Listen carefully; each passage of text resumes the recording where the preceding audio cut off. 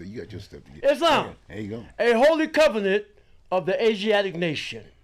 Ye are the children of one father, provided for by his care, and the breast of one mother has given ye suck. Let the bonds of affection therefore unite thee with thy brother, that peace and happiness may dwell in thy father's house.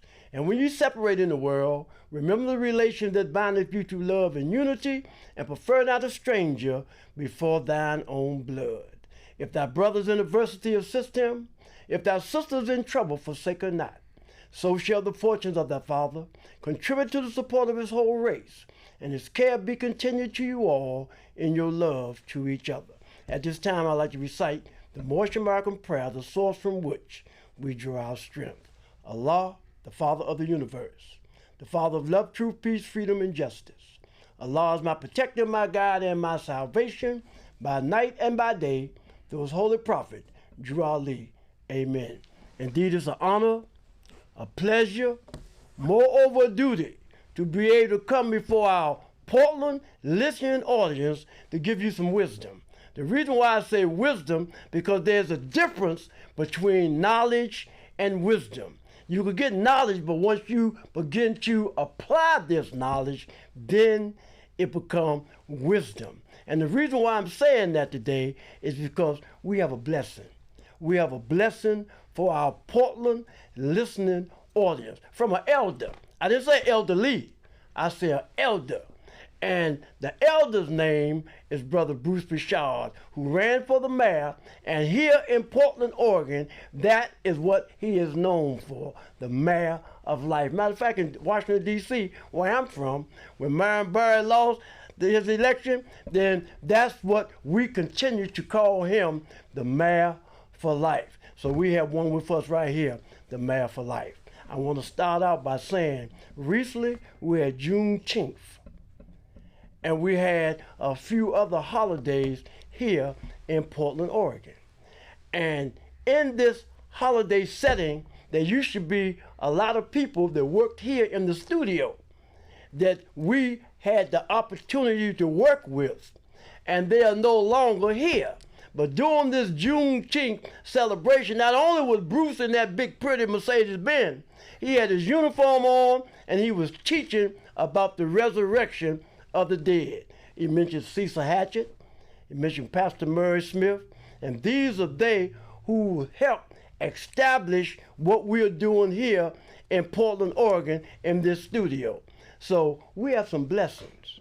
Bruce has something that you need to hear. Not only that he ran for the mayor, not only is he going to talk about, ex-offenders, he's going to tell you some things that you need to hear because he's constantly down in city council, city hall, and they give him 2 or 3 little minutes. But today, we're going to give him 50 minutes. So sit back, enjoy yourself, and listen to my brother, my friend, and my elder, Brother Bruce Broussard. Oh, my friend, what a pleasure to be here. I mean, when I think about you on an ongoing basis, I can remember you inviting me at one point in time to talk to Brother Du Bois' birthday. Remember that? That's right. And boy, that was a blessing. You know what I mean? It gave me the opportunity to look at that history that a lot of times people tend to forget. But you bring it up on an ongoing basis, and even now it's gotten to be politics. It went into the swamp. See, to me, the swamp is called politics today. Yes, sir. Yes, okay, sir. you got yes, me. Sir. Yes, and you got the guy who happened to be running for president from Florida has basically been saying that we don't need to know anything about Black history. That's right. Well, we've constantly maintained Black history, and we've survived. Even though it might be here, this, that, and the other, but we still should respond to our rich history that we have, not only in this country, in the world. You know what I'm saying? I mean, it's awesome. It's awesome. So thank you very much for inviting me today, and you made mention about the fact that there's a message here. I'll give some quickie excerpts real quick, before we get into the real message for Portland, if you will. I will say this to you, that now that I've spent my time in politics for quite some time here in the state of Oregon per se, I will say to you that You know, there's this language about swamps. There's the swamp. People been saying the swamp aspect of it. Well, the definition of the swamp is politics. You take the politics out of swamp, and then you can see the community. And see, and when the community gets identified as being part of the swamp, it gives the outsiders the opportunity to just dismantle it. And one good example of that is right up front with you. We had a community here at one point in time. It still is, as far as I'm concerned, but the real estate is gone. That's right. That's right. It's a fact, and people just talk about it just casually. You see, and when you start thinking about all of the work that has been done here in this particular area, we used to have a black community, Northeast Portland. It was District 18, and I can still remember those days when I was at the Portland Observer newspaper. I was publisher at that time, and how we got involved in the election process to make sure we got a representative in the state house, and basically in politics, and we spent quite a bit of time doing that piece. But when politics got involved with the race, we no longer have, if you will, a designated area aspect of it. And so, you know, and I'm not, see, the reason why I say I can't complain, because it's always been a struggle with us. Right. Right. we used to that piece, but we ain't going anywhere. We ain't going anywhere. We're going to be right here. So I just want you to know that we got a major political thing coming up. It's called the presidential election, and the only thing I can say to you about that particular election, on both sides of the wall, you got two individuals that had at one point in time identified with black folks, with slaves, African American slaves, but American blacks, if you will. Okay, identified both of them.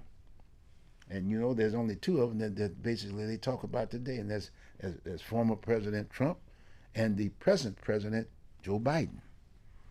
And when former President Trump ran for office, the first thing he did out of the slot was to talk about black folks. I thought that was interesting. he talked about black folks. But then when politics got, we were kind of like getting together. He had somebody there in the White House. He had this sister that was there. I still remember her. She was a very outspoken person, trying to go around the country and talking to black folks to get involved. But the moment she hit those areas, the swamp came out, politics. And so it gave, there were a few people in the Trump administration that didn't want him to identify with black folks. And as a result, that gave him the justification, saying, well, they say, boom, I got to get out of this, it's too hot. But there he is, but I want you to know that. And then you have Joe Biden. He has a history, if you will. Back in the early days, when he got into that arena, they brought him on, if you will, to counter situations. In all due respect, you know, blacks were not recognized. Well, but as time went on, you know, he then became involved with blacks due to a brother out of Carolina. Mm. And as a result of that, we got a vice presidential person sitting there. And the only thing I can say about that, yes, she happens to be of African descent. However, but when she identified herself, when she was announced to be the vice president of the United States, she was Asian. Mm. So politics got in. That's right. So, in all due respect, she lost her armor to a certain degree. Because, in all due respect, I'd like to be able to say that she's a strong VP, but I got to say that she's there, but she's an Asian vice president. That's right. Okay. You know, and I'm not trying to take anything away from the sister. I'm just trying to say that, you know, we've been in the struggle. We've been in the struggle. She's not in that struggle environment aspect of it. But guess what? That's the politics that's happening now. And all I will say to you is that there's some sort of security, but remember, we got work to do. And so I'm just saying to you that I have a focus in your respective area. I noticed there was a news clipping a couple of days ago that I saw, And when they were saying, they were talking about drive-by shootings. And it just so happened there was a shooting up in Mississippi. And they had a press conference. And the police chief was talking about the drive-by. He was a black man, black chief. And then the DA was there talking about the repercussions of that piece. And the involvement of, quote, parents and whatever, telling them to get to their kids and bring the guns home and find out whether those kids, what they got those guns and get them certified, but tell them the consequence. And the DA was there to give them the consequence. If you drive by and you get caught shooting at somebody or killing somebody, you're going to go to jail. And he was talking to the young people. And I thought it was a good piece. It was a real good piece. See? Our young people, in fact, even here in our city, that's right. we still have a dropout rate here right in our Portland public school arena. We don't have a focus in that arena anymore, and so that's a tough situation. We keep hearing the business about the fact of the matter is the rates of failures in Portland public schools, but then what are the results? Huh? But then still get blamed for drive-by shooting. That's right. But if these kids were educated in shops and this, that, and other, and right up front with the service was an asset at one point in time. I was part of that piece. Both of us are part of that piece. As you can see, we were wearing both covers. He's got his Vietnam hat on because he was a corpsman. He was a man. He was top notch. And then I was a jarhead Marine. And guess what? I did the Vietnam piece. I understand the value of a corpsman. You see two black faces here. We fought for this country. It's a very serious piece. I'm a member of the VFW, Veterans of Foreign Wars. Veterans of Foreign Wars. It's an international organization, national, right here in these United States. We fought in every war there was, from the Revolutionary War to date. That's right. Revolutionary War, Civil War, you just go right on down the way aspect of it. There's always been a black American there, right? Right. You got me? That's right. You know what I'm saying? And so but the struggle is here. Let's not forget that, okay? So now I'm saying, here we are today. Let's bring it back down to the Portland metropolitan area, because this is the message I want to. It gets deep, and I want to share with you what we need to be focusing on. I realize we got the political race aspect of it here in the Portland metropolitan area, and in that the changeover of the city council and the mayor's office aspect of it, that's going to be unique. Now remember, that's right. There's been some entities on the city council that have tried to dismantle it. They didn't want it to happen, but as far as I'm concerned, it's the best thing ever to get back into the mix, get at the table, because what it says, the city is going to be divided into districts. I've been talking about that the first day I ran for office. I talked about the whole issue of districtizing the city of Portland. But you can't do anything in politics or in that swamp unless you got something in the front of your name. So whether you're elected or you're not elected, you still can be present if you deal with the issue. Teach. So you can talk heavy when you run for office. So when you sign that document stating that you're going to be running for an office, as far as I'm concerned, you are in an elected position because you got something in the front of your name. Now, after the election, after the primary, one person gets selected, then boom, you served your time. So you got to get your issues on the table while you are out there actively campaigning. Okay? Then if you're fortunate to get elected, and I'm saying in all due respect, we don't have any solidarity elected officials today because it's a controlled environment. Point blank, it's about the money. I don't accept that kind of money, so consequently, you can't. I'm independent, and I don't knock the folks who. That's what they do, because the people who come up with the money, they want something back for what they give you. That's the definition of, quote, an elected office. That's many ways to do right. it. Point blank. Okay, but now there's an opportunity here with reference to the reorganization of the city. They're saying there's going to be 3 people, 3 commissioners, or 3 mayors, all in one, per district. That's right. Okay, so when you pick up the phone to call somebody, they're gonna pick it up. You're gonna know exactly who that person. They're gonna be your neighbor. Now I'm not gonna get in there about the color thing, but the bottom line, they're gonna be the mayor. They got to answer your question. whether it be the education, whether it be about crime, whether it be about mental illness. One of those three people will. Now, the point I'm sharing with you, you got to get up and get involved in that process, because everybody's going to be vying to get those three people. I don't think they'll have the same impact they have today, but you're going to be able to see Mary Jane over here, because she's going to be right. She's going to be the local. She's going to be at your local store. And right. Mary Jane, I want Mary Jane to understand, if you're in my district, you're going to have some problems. Yeah, because you're going to answer my questions. Got my point? And people are going to do that. Now I think you'll have an impact on education for your child, if you're a mom. Now we'll have an impact on our public safety within our respective area. Now we'll have a response in regards to mental illness. You won't see no homeless, because the bottom line, you got three people. And I know one's going to represent the business community. That's right. That's right. They're going to buy that seat. That's right. So you got we got two open seats.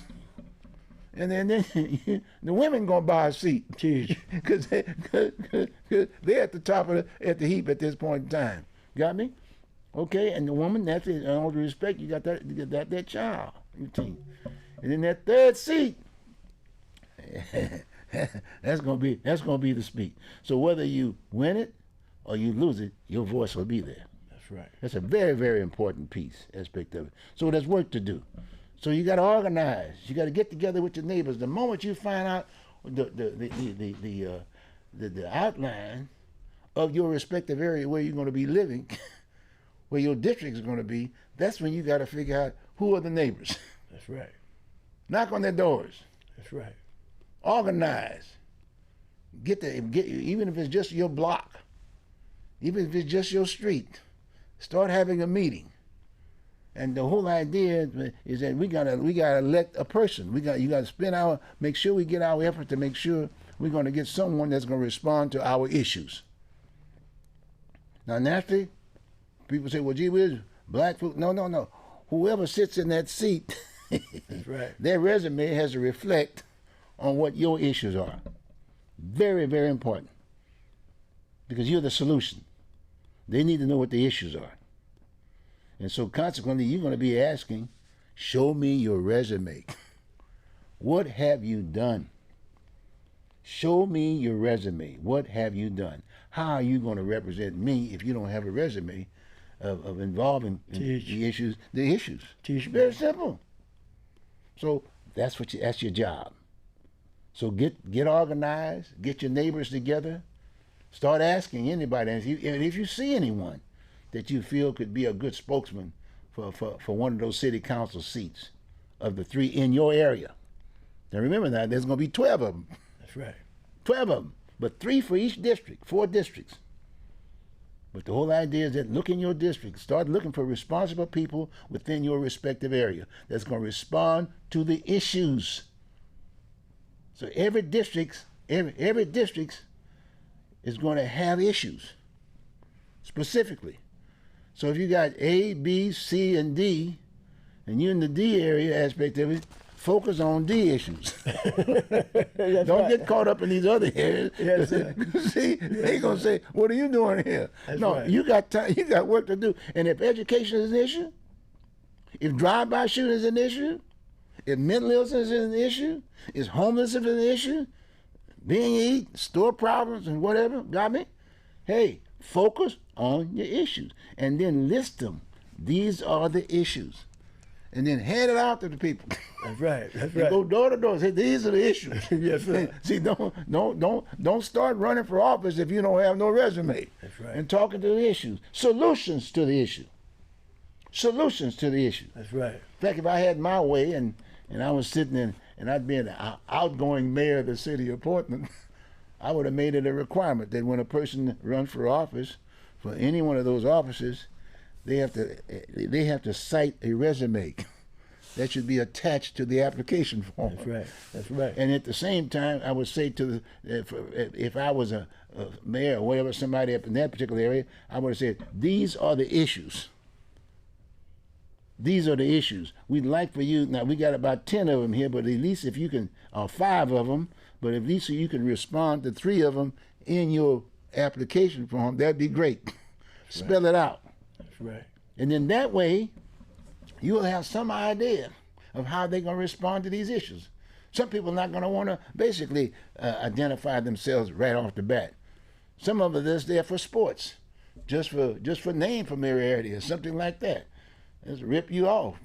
I don't want to use that word aspect of it, but we're all creatures of our environment, you know. That's right. Or our exposure.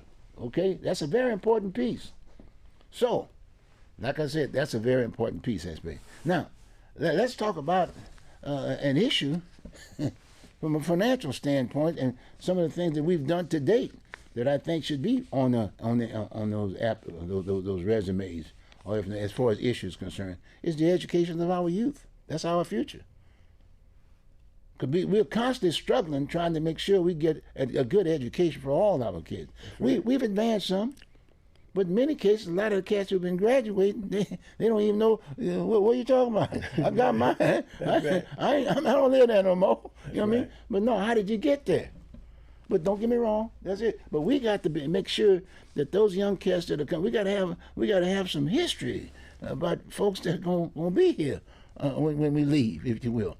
And that's where I'm at. Sure, I'm in my 80s, but I'm a young 80. My man. See, I'm about 50, maybe. 58. Right. I'm 58. See, I'm 58. Right. Me too. Yeah. I'm 58. That's where I'm at. I'm 58. Yes, so please don't. And that's the other thing. Don't call me old. You got a problem. That's right, bro. I was just born. Yes, sir. See, right. So on there, I would have said you can say 85, but then if you want to be courteous, you can say take the middle and call me 58. And then if you really want to get down to where I'm at, yes, he's 5 and 8, between 5 and 8 years old. That's where he's at. And he because when he yells and he wants his milk, he wants that milk. That's right. Bring it on, right? That's right. Got me? Okay. That's right. So so we got that upon. Because there's a strong feeling that, I'm telling you, in my district, if the issue is not being raised and the resumes are not looking right, you will see my name on the ballot. Only from the standpoint I'm concerned about the issues, because I've been out there. That's right. I've been in this swamp for a long time. I understand politics, but I understand swamps. A swamp would not exist if there wasn't politics. That's right. So it's politics. I want to drain the swamp. Yes, sir. So I can see the minnows down there. That's so I can right. do some eating. That's right. See, it's been tough. That's right. Okay. So anyway, I just want to make sure you get the word here. I mean, I'm just talking basic stuff, but solid stuff. It's very simple. Very simple. I want you to relate, okay? Got me? I'm not looking for no high society. No. I've been there, and I've done something. I got a resume. Yes. Very proud of it. That's right. I'm no millionaire. I'm a millionaire in another aspect of it.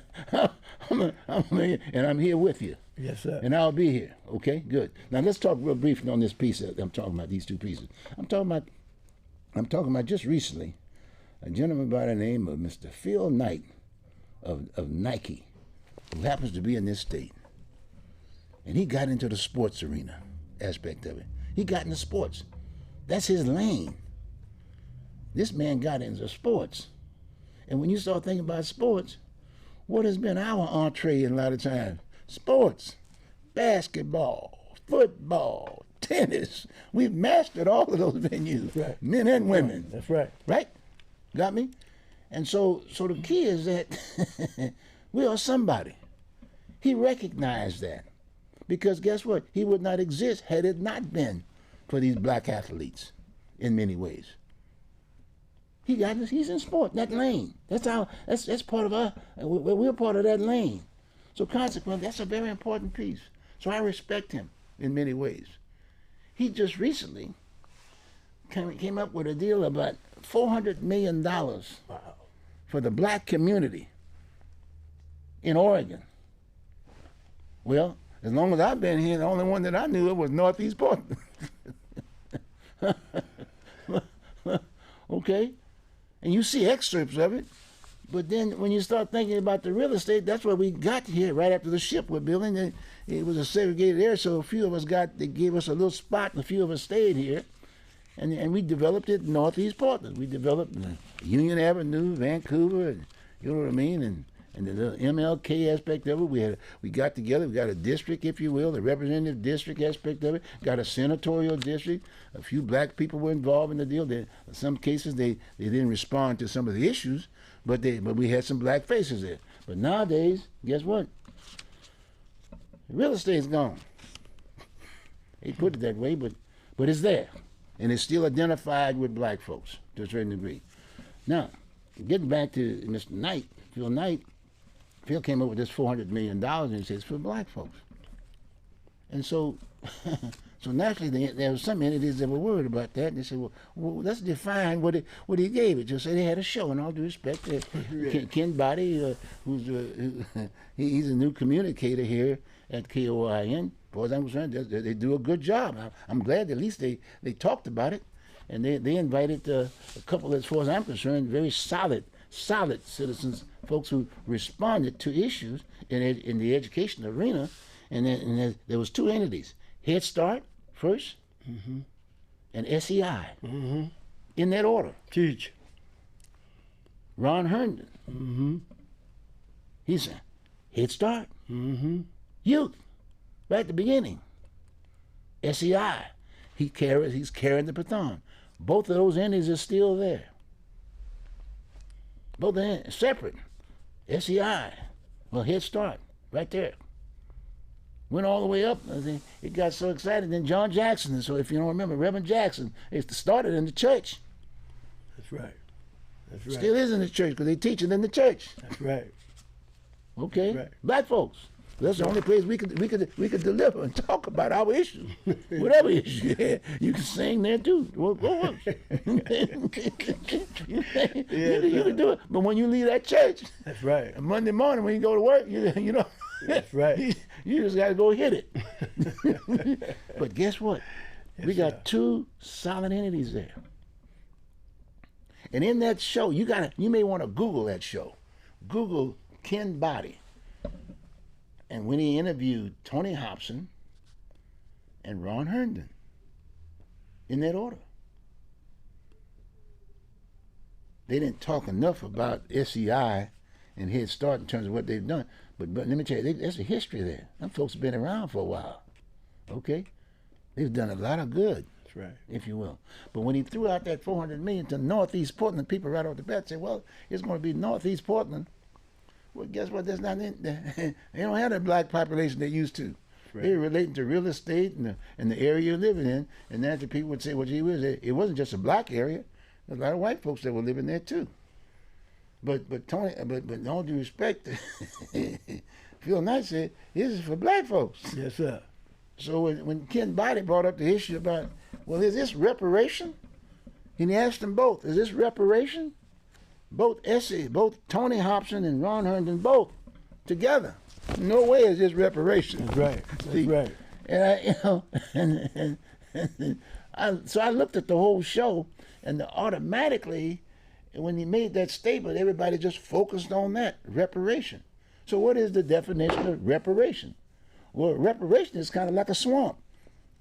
It's been talked about for I don't know how long, and we've not gotten anywhere. That's right. Asian Americans got it. Japanese community got it. Jewish community got it. And black folks got it? No. It's just sitting there. And there will never be no response. But guess what? When Phil Knight did what he did, that was fact. Okay. And if you look at the organizational structure, that's why you got to look at this show and you'll understand where I'm coming from. You look at the organizational structure of what Phil Knight had done. Look at the body who's controlling it. It showed the whole board of directors. Both Tony and Ron are on the committee. Make sure the selection. That's right. They're going to do a financial deal. That money is going to be ongoing. Some of that money that both of these guys get might be, let's say, from Portland Public Schools. But as time goes, the money starts dwindling. But this piece is going to be there forever. So that's a good point, because the folks who are thinking about the possibility of going after that money, if your resume ain't right, Step back. So as far as I'm concerned, there's only 2 resumes that's there. And in that whole conversation piece that they did at KOIN with Ken Body, it laid it straight out. They've got history where Phil Knight started out with their organization. He gave up startup money for SEI. He gave up startup money for Head Start. The Nike outlet store right here on MLK. Some of the profits, when they built that, was to go to Head Start. Same thing with SEI, with Tony Hobson. So as far as I'm concerned, that's their funding source. That's right. We will have an improvement, if you will. And when you think about Adams High School, and that lot where some people not right now, they go walk around the track and this, that, and the other, whatever. Look at that big piece of land there. Some folks had said that they wanted to build a project up there, kind of an athletic kind of a development aspect of it. Well, it's a beautiful site. But the only thing I see is that, if they wanted to do anything, maybe they might consider taking SEI and give them that land. Let them build a real nice, beautiful school, athletic type. That's the background. Sir. Yes, sir. As a motivating factor. Then you can maybe get some of that Matt Dishman stuff, because Matt Dishman is gone. That's right. Now, I don't know if you know who Matt Dishman was. If you know, you got my point. There's another brother who's still boxing. What's Ray Lampkin? Ray Lampkin. Ray is still hanging. Right. Be a perfect spot. Call it Ray Lampkin, fact. Yes, sir. Because Ray is still here living. That's right. And he's good. He's a solid dude. Well, awesome boxer. But my point is that imagine having boxing and swimming and all the sport events aspect of it, and the schooling, the educational facility. Now you got a motivating factor for these young folks, and now they're being more inspired to open up that book and learn that math. Because there's all kinds of jobs in sports. All kinds of jobs. Anything you can imagine is around. We can recognize that. Now that would be the motivating factor for the next generation of black folks, as far as I'm concerned, young folks. Man, you can even go to the Olympics shooting a rifle. That's right. That's right. That's a fact. You got me? That's right. I mean, me and my brother here, we did it through the military piece. Yes, sir. We do know what a weapon is. Yes, sir. Because boot camp made sure you could dismantle an M1 blindfolded. I can still do it today. That's right. You know what I'm saying? That's right. You know what I'm saying? So the M16 and all these other weapons or whatever. But the fact of the matter is that the point I'm trying to make is that this is a solution to an issue within our community that we need today, to address some of the issues of our young people. It's covered right there. Head Start. The church is still involved, but Head Start. Ron is here. He's running that organization. Yes, he is. Let that money build. Let him get a facility. I know he's located there on MLK. He needs a larger location. He needs some park there, some kid for the kids to do. He needs a larger place, and then maybe we might be able to get that whole block. Well, gee, Bruce, but you just said that the real estate is gone. That's right. But they got another. they got another tool that folks have been using. It's called eminent domain. That's right. Remember that one? Yes, sir. You can just go for the benefit. There's nonprofit anyways. This is for the benefit of the citizens. Well, we're going to get you another location. But this block here is going to be where they are now, but the whole block, and make sure that it's a facility that talks to other things for youth at that level, Head Start. Just like I'm saying with reference to the SCI piece, where they're located, it's fine, but they're lacking some other goodies there. See, Right. and they need a larger facility. They need schools, the whole 9 yards. You know what I mean? And if they want to keep it that way and say, well, it's still public school, fine. But in all due respect, it's for black folks. Nothing wrong with saying that. Now, to me, if you want to say reparation. Now that's true reparation, and the taxpayer's not going to have to put any money in it that way. They can donate to the financial institution. But the key is that that's the true piece. That's our history. We paid our dues for this country. That's right. More than the folks who identified as minority today. I mean, I got a little excited about one of my shows the other day when supposedly some Asian young man and group, if you will, said that they need to get out of the affirmative action. They were talking about black folks. That's right.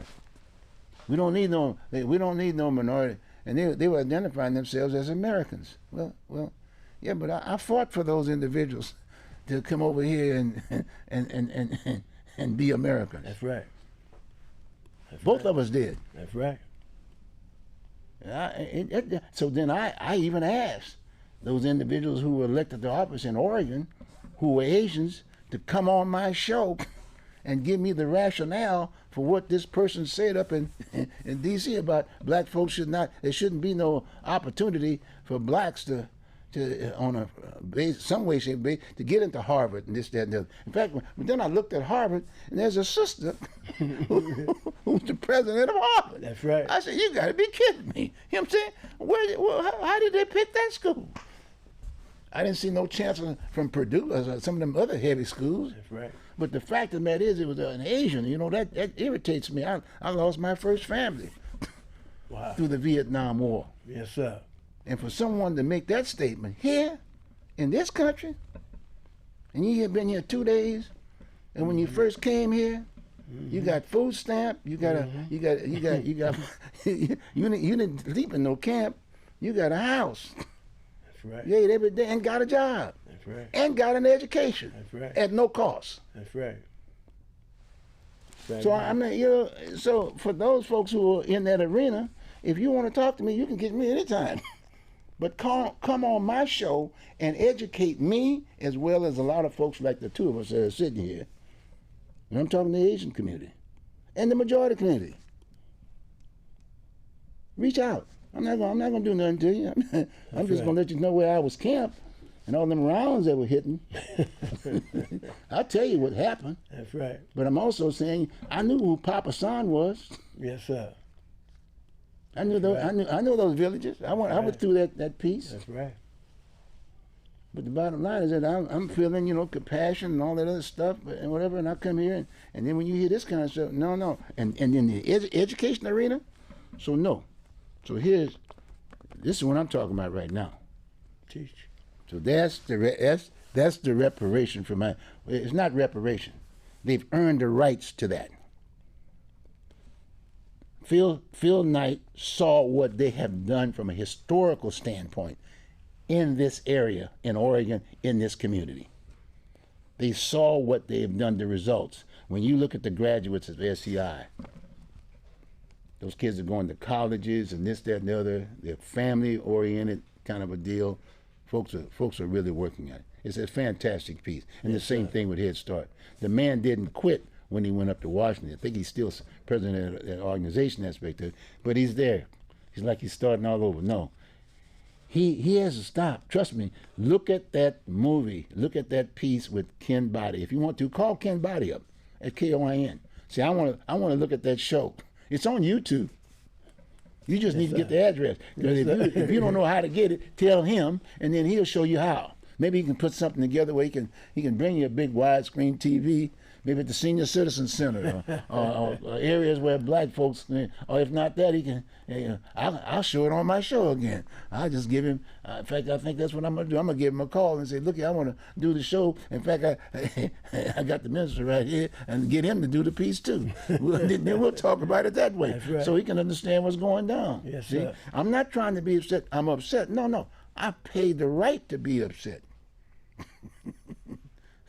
I'm an American citizen. Hey, red, white, and blue. We relate to. That's right. Point blank. Got me? And a lot of us died for that piece. That's right. But now I'm saying for the futures, no.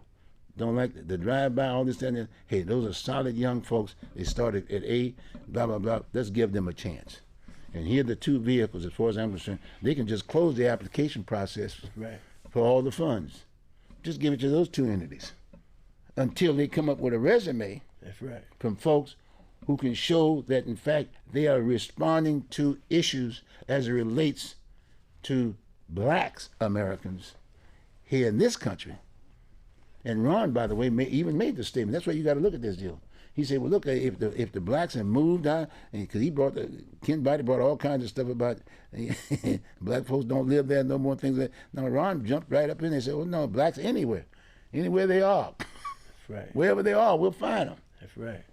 He'd start, he started again, no problem. But they'll have the financial tools, if you will, to do the job right, which will, by the way, benefit the country. That's right. They'll benefit the country. So anyway, that's the message. That's the major message I wanted to get here. And for all of those who are here and you know, hey, help is on the way. But make sure it's a blessing here, and make sure you recognize these two brothers who contribute quite a bit. And it's not an easy task, trust me. These are their lanes. They've got established lanes as it relates to education. Established lane. Like I got an established lane on the swamp. Yes, sir. Yes, sir. Yes, on the sir. swamp. My whole process is to drain the swamp. And politics is the key. That's why I've been running every 2 years. That's right. I do politics. That's right. To drain the swamp. That's right. My man. I'm on this show because and I got to go back to Du Bois. I still remember that when he gave me that assignment, Bruce would like for you to make a couple of comments about Du Bois at one of his shows, at a gathering. And then I saw his history. His brother was doing that kind of stuff way back when, and organizing millions of people, and went to Macon and right in front with you in New York, had folks drive in a uniform. That's right. In a uniform. That's right. He was a foreigner, and he came here and he went to New York, established himself as a black American, and made all those people so proud as one individual. And he's still there. That's right. And that piece of real estate is still there, right? That's right. Got me? So anyway, I really appreciate you inviting me and to the show today, and you're doing such a marvelous job as it is. Got my point? And I understand. You give the message on an ongoing basis, which is well worth it, and would hope that folks would take the time to hear his message, his historical message. He's got quite a history here. A lot of time we put in, a lot of times, that's what I'm saying, they play politics. You got to remember, I know the business. You got to take politics out of the negatives that are always presented. When the word Muslims come up, That's right. take the politics out of Muslims, and they're just black Americans. That's right. Loyal, red, white, and blue Americans, so to speak. You got my point? And got issues, working every day, the whole 9 yards. Another one would be Minister Farrakhan. No. Let's take the politics out of his message. And I'll be right up front with you. When I met this brother, and I had to ask him, because I was excited about the fact when I see a brother out there selling a newspaper in a suit and a tie. Yes, sir. And temperature's about 120 degrees outside, and the cat ain't even sweating. Yes, sir. Yes, sir. And he's selling that newspaper. That's right. Yes, sir. And it used to be, quote, gang member, or whatever, what they want to call, but there he is, and they got a family and respect, joining the military, the whole 9 yards, and wow. But the idea, you got to take the politics out of the name. So Farrakhan was a leader. Du Bois was a leader. Take the politics out of it, and you'll see there's a message there. Yes, sir. A very rich message that will sir. get you motivated enough to get up in the morning Yes, sir. and go to work, and don't be homeless. That's right. And do what you have to do. Yes, You don't sir. necessarily have to have a degree to be somebody. I'm somebody. I got about 10 degrees, if that's what you want to say. But if that's what one has to do, well, you can go that route, no problem. But don't forget where you came from. Yes, sir. It's so important. Reach out and help your neighbor. Yes, sir. Reach out and come back to the community. Reach out and look at the politics of the homeless piece and identifying with black folks. Well, go where they are. They're Aunt May, Aunt Lucille, Uncle John, yes, Grandpa Mo. That's right. They're black folks. That's right. They shouldn't be out there on those streets. That's right. They got family. There's no such thing. And the brothers, the young brothers with weapons. Well, the law is so lackadaisy with the insurance company about weapons, you don't have to go to no store to buy no weapon. You can buy one in the trunk of a car. And the cat who's selling them out the trunk is legal. Yes, sir. Yes, sir. And then, you know, like I said, we used to do the fist deal. That's how we learned how to fight. Then we went through the knife deal. That's right. That's right. So nowadays, you got to have a weapon. Well, the best way to give them a weapon is give it through the military. That's right. Join. That's right. And when I was recruiting here in the Portland metropolitan area, there was a thing called, some tools called expungement. Well, I could take you to court in the front of the judge, and he said, if you spend a couple of years over here in the Marines or any other military, because I was always promoting all military. Of course, I'm to a brother. I would never take a brother with a degree. I said, you go out there and do that other thing. But right now I'm looking to help the brother out that way, brother and sisters. Yes, sir. But the fact of the matter is, going in front of the judge, and I was working with some judges down the court system. In fact, I still know the guy's name. His name was Carter, and he was an administrator, and he would always call me up and say, "Hey, Bruce, I got somebody here might be interested.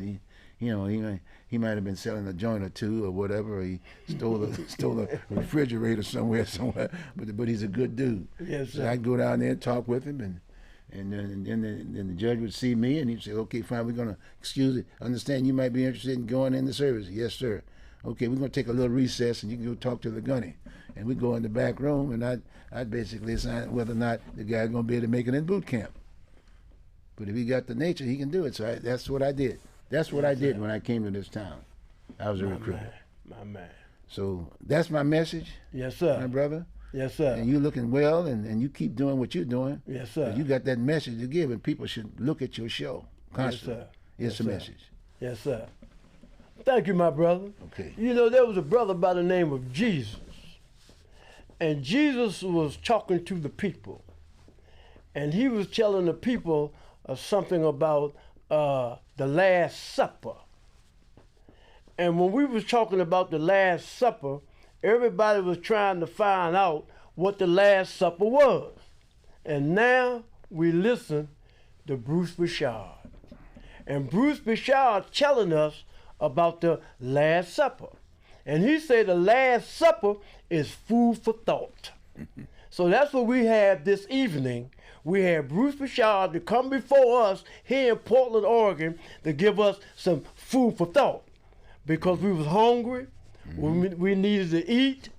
And he also talked about this warden that he knew that was the warden of a particular place that brothers and sisters need to listen to, because when we begin to talk about politics, or when we begin to talk about a brother or a sister that was a warden somewhere, we know there's two different concepts.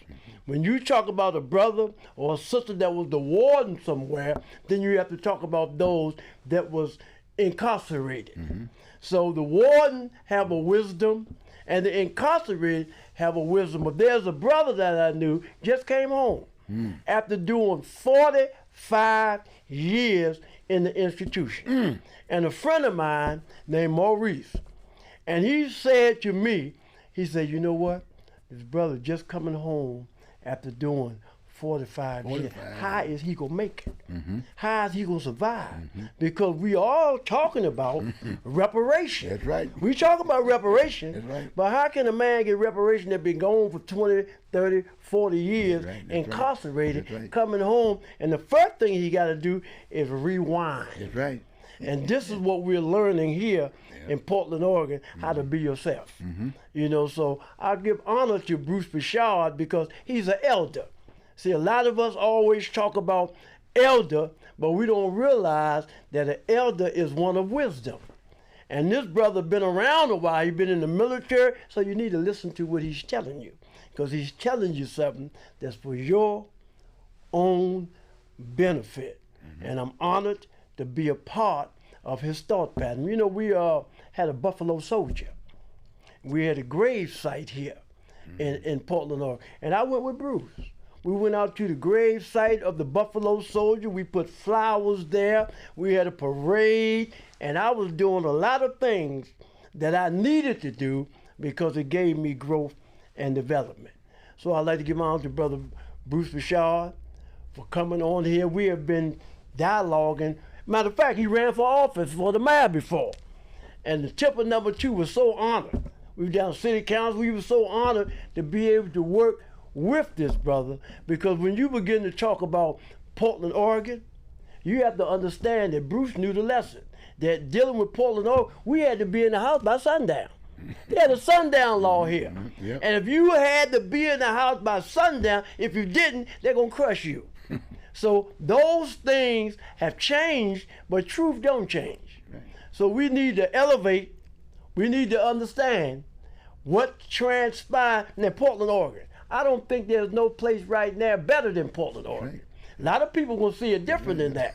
But right here in Portland, Oregon, this is the place where you have less Asiatic, those of African descent. That's right. The majority of the people here are European. Right. And there's some good European. See, a lot of times we look at a person because of the color of their skin instead of the content of their character. He just mentioned Farrakhan. He just mentioned a lot of other brothers that was in politics. See, now because you're in politics, that don't mean that you have to talk from a different perspective. Just teach the truth. So I'm always honored to be able to come here on the Moorish Voice television broadcast and to listen to those that come before us to give us the wisdom that we needed. As I picture, when I first come here to Portland, Oregon, there was a Pastor Murray Smith, there was a few other people that was living. And they was living, and Cecil Hatchett, when I first got here, he the first person invited me on his show before Pastor Smith and Bruce did. He's no longer here. He's gone. But he left his footprints clearly cut, which all can see and be assured that he went that way. And all we have to do is look at Bruce Broussard, because this brother been here with me for 11 years, and he was here before I even got here. So we like to give honor to a brother who's standing up, elevating, being the message that he brings, and he's teaching this everlasting gospel. So at this time, I'm going to close out. I'm going to close out with the Moorish American prayer, and I'm going to sing a song for Bruce. Allah, the Father of the universe, the Father of love, truth, peace, freedom, and justice. Allah is my protector, my guide, and my salvation. By night and by day, through his holy prophet, Drew Ali. Amen. Say some more stuff to us, brother. We got a few more minutes. Well, I guess I really appreciate the message. Yes, sir. And it's not just about me. I'm reaching out. Someone has to take this baton. My man. And that's basically what I'm. And so I figured, why not start with the youth? That's right. Very important. And for those of you that are out there still trying to make a living and making a living, be thankful for that. But please recognize what we've shared here today. Both of us. It takes two. Both of us. Look at our gear that we're wearing. That's right. Look at the message that we're trying to get. This is not a kind of a me trying to be out talking anybody, this, that. No. He's right. It's facts. I've participated in a number of things. I've said, the heck with the money. I wouldn't necessarily have to be sitting here. That's right. But I had someone said something to me, and that was it. And I've been who I've been to date. Sure, I'm married now. The whole works aspect of it. And I spend equal time with my family. That's right. And I'm asking you to do the same thing. But please, on this homeless thing, which is huge. And the kids, I gave you the kids, but the homeless thing is huge. Reach out when you see them brothers and sisters. I saw a sister in a tent on TV. Wow. They tried to interview her. There had to have been someone here locally that she knows. That's right. That's right. There has to have been. And it's not that I went to the county the other day in regards to spent that 3 minutes over there on that fentanyl piece. Yes, sir. I said, what in the world are you doing here? You mean to tell me you're gonna spend $80,000 to come up with how to use fentanyl? That's right. You're gonna give them a packet. That's right. Well, the other thing I was thinking about, well, are you gonna give them a cigarette lighter too? That's right. Because the man on the city council, Rene Gonzalez, had made the point about the fact that he said the heck with giving out those plastic tents. That's right. Because people are getting burned up in them. That's a fact. That's right. But here's the county saying, no, we're going to keep giving them the tent, and we're going to give them fentanyl, and they got to have a cigarette lighter. They showed it on TV. Showed it on TV, burning it. That's right. You know what I'm saying? Right. You know what I'm saying? And you see, notice, I'm not just talking about black folks. I'm talking about white folks. That's right. The majority of those folks are white folks. But again, too, they have aunts and uncles and all kinds of folks. We got to solve this problem, because it's going to get you indirectly. You can't even go to work today without 10 bucks. Look, in fact, you can go to New York. They got about 3 or 4 locks on the doors. Right? Am I right? That's right. See what I'm saying? That's right. But like you said, look, we're living in God's country right now. This is beautiful. But people are coming here. Yes, sir. They're coming here like flies. Yes, sir. Those are the ones that basically took all of the housing, the free housing. Yes, sir. There was nobody smart enough sitting on city council say, wait a minute, we want to vet this stuff. That's right. We want to make sure that the seniors that are here in their houses stay in that house. The people that have paid their dues and contributed to the issues here, and all you said, the roses and this, that, and the other, we want to make sure that they have access to that housing. Yes, and sir. Guess who handles all that housing? Yes, sir. The county. That's right. That's right. And you can get those refurbished houses for free if you got some money on the courthouse. Yes, sir. So when they throw you out, they sell it on the courthouse. You got to have cash money almost. That's right. I mean, you need to look at that law. We shouldn't be throwing that out like that situation. I could talk to all kinds of issues. Like you said, we've been out there. I've been out there. Yes, sir. I built a senior citizen complex. I didn't have no background. That's right. I just got it done. 38 units over there. That's right. Right there on Killingsworth and MLK. Yes, sitting down there. There's a mural down there from the Arts Commission. That's They talking about graffiti. Yes, Well, sir. graffiti, you can solve that problem. I worked at Waste Management at one point in time. Who's the first person that gets up in the morning to pick up the garbage? Yes, sir. And they see those people. All they do is take a picture and send it to the deal. Okay? Yes, sir. My friend. From the halls of Montezuma, the land of Tripoli. Yes, sir. Yes, sir. My man. That's it. All right. I had to get that in. Oh, yeah.